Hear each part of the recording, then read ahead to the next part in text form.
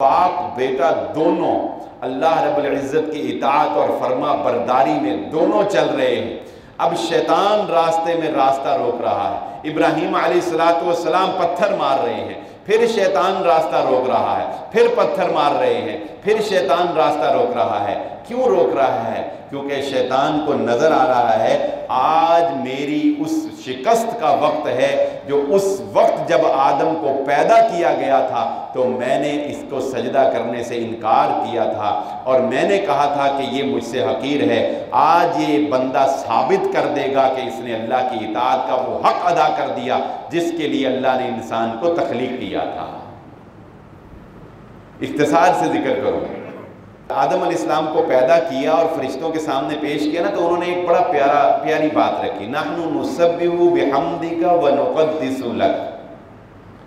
اے اللہ، آپ نے آدم کو پیدا کیا اور اس کی تخلیق کا مقصد یہ بیان کیا کہ وما خلقت الجن والانس الا لیعبدون۔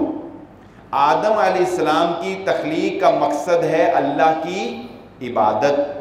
اچھا، اب عبادت کے لیے نحن نسبح بحمدک ونقدس لک، ہم تیرے فرشتے آدم سے اچھی عبادت کرنے کے لیے پڑھے، بتائیں اچھی ہے کہ نہیں؟ فرشتوں کی عبادت انسان سے، انسان تھکتا ہے، انسان اپنی نماز میں اپنی عبادت میں ہلتا ہے جلتا ہے، مستقل کر نہیں سکتا ہے۔ فرشتے نہ روٹی نہ بھوک نہ خواہش نہ سوچ، مسلسل عبادت۔ تو اللہ پھر اس کو کیوں پیدا کر دی؟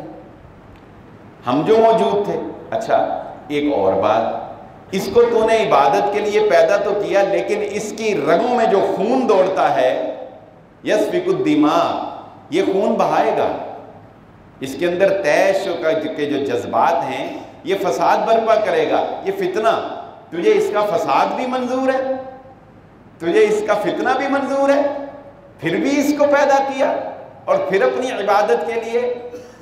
تو یہاں پر اللہ رب العزت نے فرمایا انی اعلم ما لا تعلم۔ فرشتوں، جو میں جانتا ہوں نا کہ آدم کی عبادت میں جو حلاوت ہے میں جانتا ہوں، وہ تم نہیں جانتے۔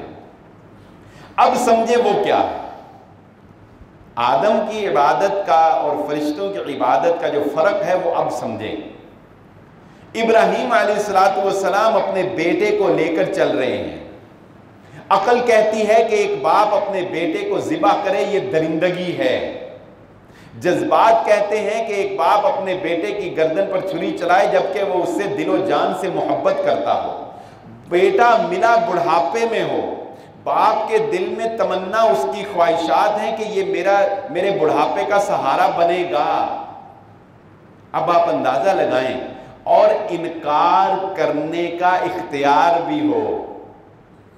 انسان کو انکار کرنے کا اختیار ہے نا، انکار کرنے کا اختیار بھی ہو، اور شیطان راستے میں آ کر بہکا بھی رہا ہو، تب جب انسان اللہ کی رضا کی خاطر اپنے بیٹے کی گردن پر چھری چلا دے تو پتہ چلتا ہے جو انسان کر سکتا ہے فرشتے نہیں کر سکتے۔